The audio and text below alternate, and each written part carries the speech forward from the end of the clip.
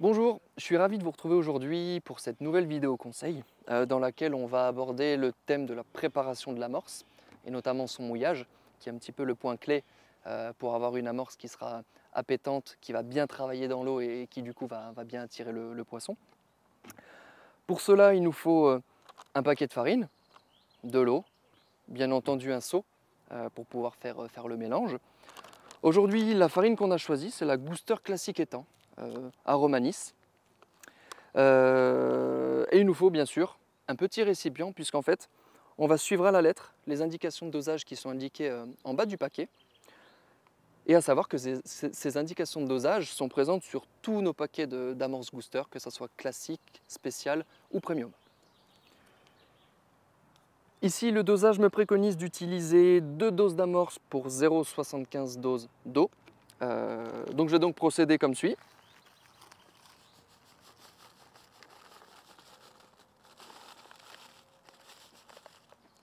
Une première dose.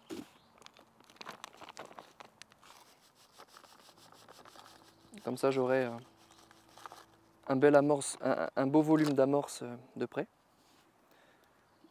Donc là, 2 doses. Et je vais donc mettre 0,75 à peu près dose d'eau. Donc pour l'eau, on va vraiment y aller progressivement pour commencer à sentir le mouillage.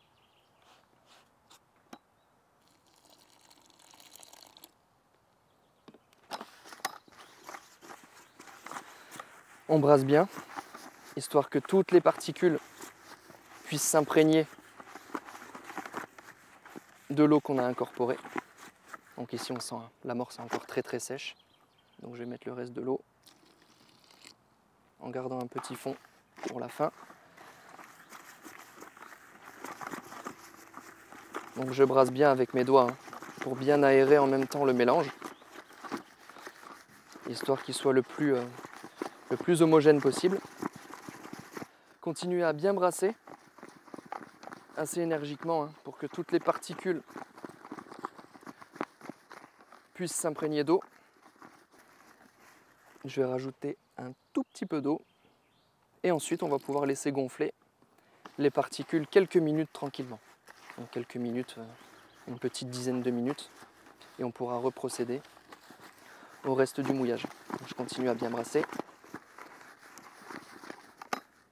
Hop. Si je vois quelques gros grumeaux, je peux les éliminer en tamisant un petit peu avec ma main.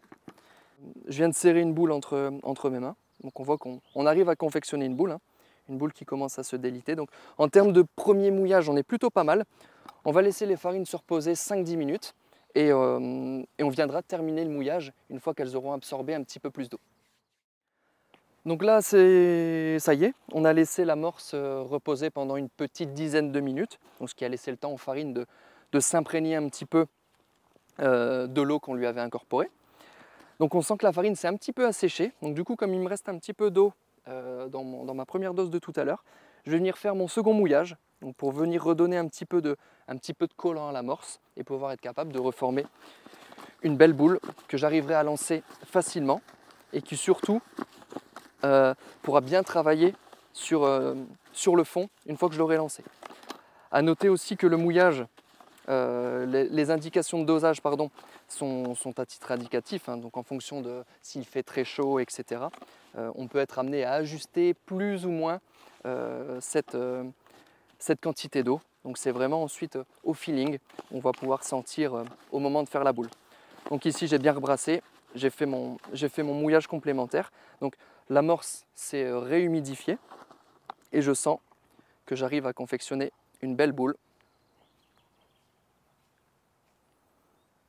Donc qui a de la texture, que je vais pouvoir lancer facilement sur mon flotteur et qui, on le voit, va pouvoir se déliter de manière efficace sur le fond.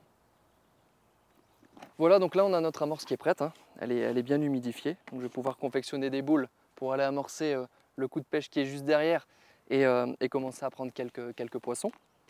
Sachez qu'il existe une seconde vidéo dans laquelle on vous explique comment amorcer votre coup précisément.